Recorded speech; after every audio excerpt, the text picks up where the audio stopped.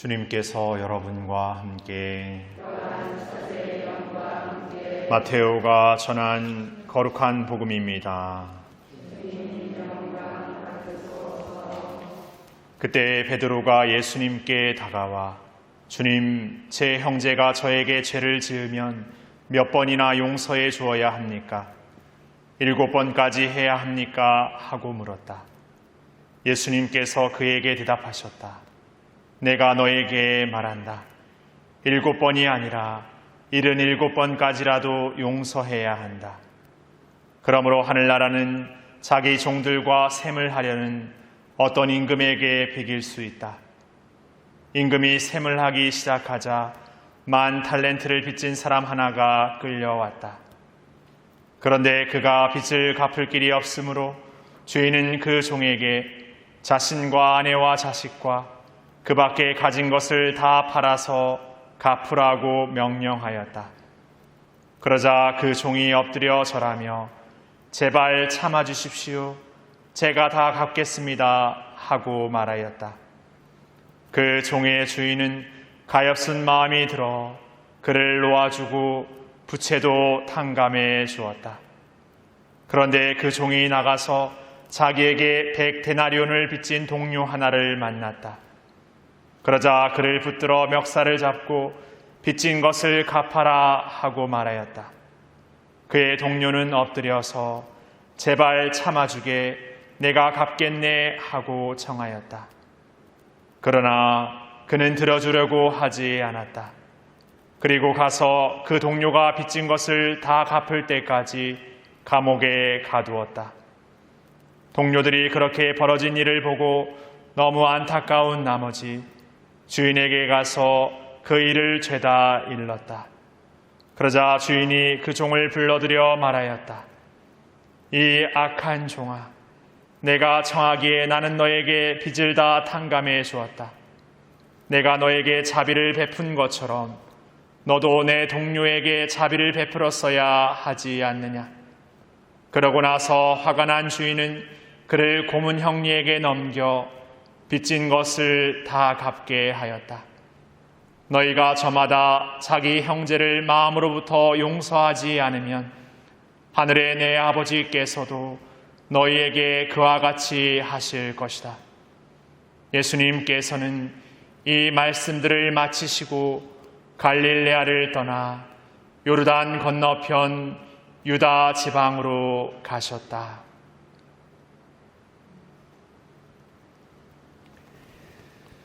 주님의 말씀입니다.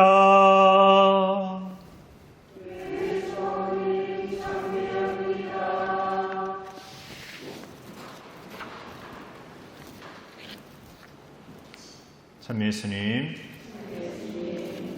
오늘 독서 화답송이 다른 때와 다르게 알렐루야 해서 이따 복음하는 송이 해야 되는 건데 라는 생각이 드셨습니까? 사실 저도 그랬습니다. 그런데 곰곰이 생각해 보니까 우리가 어떤 감사와 찬미를 드릴 때 이루 형언할 수 없는 어떤 감동과 감사를 드릴 때는 긴 말이 필요 없는 것 같습니다. 알렐루야라는 말처럼 하느님을 찬양합시다. 하느님을 찬미합니다. 그 이상 그 어떤 수식어나 어떤 긴 문장이 필요 없는 것이죠. 그냥 그 외치는 그 한마디에 모든 마음과 모든 우리의 어떤 것이 다 담겨져 있는 것 같습니다. 이렇게 오늘 화답송이 특별하게 알렐루야를 외치는 것은 오늘 제1독서가 여호수아를 통해서 이제 드디어 하느님의 약속의 땅으로 온 이스라엘 백성이 들어가게 됩니다. 모세가 갈대바다, 홍해바다를 이렇게 건너서 이집트에서 이집트의 종살이에서 이렇게 나오지 않습니까? 그런데 다시금 이제 광야를 돌고 돌아서 약속의 땅으로 요르단강을 이제 건너서 이렇게 들어가게 되죠. 앞서 모세의 그 인도에 이끌려서 이스라엘 백성들이 그 마른 땅을 건너 들어갔던 것처럼 다시금 이제 요르단강 마른 땅을 건너서 이 약속의 땅으로 들어가게 됩니다. 어떻게 보면 그 옛날 이집트의 종살이에서 이스라엘 백성을 이끌어내시는 하느님, 그 하나님께서 오늘 다시금 여호수아를 새로운 예언자를 통해서 온 이스라엘 백성을 약속의 땅으로 이끄시죠. 이렇게 우리가 종살이에서 자유와 해방의 삶으로 하나님께서 이끄십니다.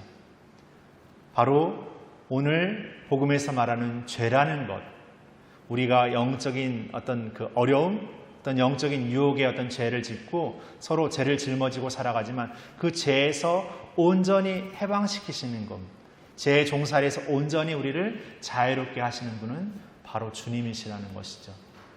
오늘 제자들이 묻습니다. 형제가 저에게 죄를 지으면 몇 번이나 용서해 주옵니까? 이렇게 묻지만 사실 죄는 서로에게 짓는 것처럼 여겨지지만 사실 서로에게 짓는 죄는 그 사람을 만드신, 창조하신 하느님께 죄를 짓는 것이죠. 그래서 죄를 짓는다는 것은 하느님과 우리가 영적으로 단절된다는 것을 말합니다. 죄를 짓게 되면은 더욱더 자신의 죄를 어떤 것으로 이렇게 포장하거나 핑계대거나 어떤 외면해 버리려는 마음의 유혹이 있는 것도 점점 더 우리가 하느님으로부터 멀어지고 단절되어 버리기 때문에 그렇습니다. 그래서 우리가 이 죄를 다시금 딛고 새로운 단절을 하나님과의 관계를 회복하는 것은 우리의 신앙생활 안에서 성사를 통해서, 고해 성사를 통해서 우리가 그런 관계를 회복해 나가게 됩니다. 어제 우리 본당에 성사를 보신 분이 성사표만으로 76분 오셨습니다. 대략 거의 한 8, 90에서 좀 과장돼서 잡으면 한 100명까지 오신 걸로 생각됩니다. 저희 본당 주일 미사가 이제 한 150분 참석한다고 했을 때 한 3분의 2는 오셨습니다. 어린이 빼고 예비 신자분들 이렇게 빼고 이렇게 하면은 거의 오셨습니다. 그래서 제가 어저께 나름대로 참 감사하다. 이렇게 본당 사제가 이렇게 우리 이번에 성사를 드립시다 이렇게 했는데 이 말을 그냥 넘기지 않고 이렇게 정말 하나님께 이번 기회를 통해서 이렇게 많은 분들이 이렇게 또 만나러 와주셨다는 생각에 참 이렇게 감사하고 저 개인적으로 참 기뻤던 어떤 날이었습니다. 여러분들도 어제 오신 분들 이렇게 성사 보시면서 이렇게 기쁘셨죠? 슬프셨습니까? 뭔가 이렇게 잘못을 고백하고 뭔가 뉘우친다라는 것이 때로는 이렇게 아픈 일입니다. 또 이렇게 힘든 일입니다. 그러나 그런 시간들을 통해서도 하나님께서 우리에게 주시는 은총은 굉장히 더 크다라는 것을 알 수 있습니다. 그래서 오늘 복음에서 보면은 그 종의 빚을 탕감해주는 이야기 안에서 그 하나님께서 우리에게 베푸시는 용서의 크기가 얼마나 놀라운지를 보여줍니다. 이제 10,000달란트를 빚진 종이 이제 주인에게 탕감받지 않습니까? 근데 그 종이 나와가지고 자신에게 이제 100달란트인가요? 300달란트인가요? 예, 100데나리온을 빚진 동료를 만났는데 그것을 이렇게 용서해주지 않습니다. 그거를 이렇게 참아주지 않습니다. 근데 여기서 데나리온과 달란트라는 것은 데나리온은 하루치 품삯입니다. 그러니까 100데나리온이라 치면은 한 석 달치 봉급, 석 달치 아르바이트비라고 생각하면 될 것 같고, 그런데 이제 10,000달란트는 한 탈렌트가 대략 6,000데나리온입니다. 그러니까 한 탈란트만 있어도 6,000일의 품삯을 받을 수 있는 건데 그게 10,000달란트니까 숫자적으로 어떻게 계산하면 몇 조 원 이렇게 나오지만 결국 복음에서 우리에게 얘기하고자 하는 것은 우리는 서로에게 작은 것도 용서하지 못하지만 하나님은 우리에게 정말 크시고 어마어마한 것들을 우리에게 용서해 주시는 분으로 계신다는 것이죠. 우리가 얼마나 큰 은총을 받고 얼마나 큰 죄를 용서받고 있는지를 잘 알고 있다면 우리 서로에게 어떻게 죄를 용서하지 못할 일이 뭐가 있겠냐는 것이죠. 물론 우리가 삶을 살아가면서 원수가 있을 수 있고 미워하는 사람이 있고 뭔가 싫어하는 사람이 있을 수 있습니다. 근데 그것을 딱 단방에 용서하지 못하는데 하나님께서 우리 다 용서하셨는데 이렇게 논리적으로 접근하자는 것이 아닙니다.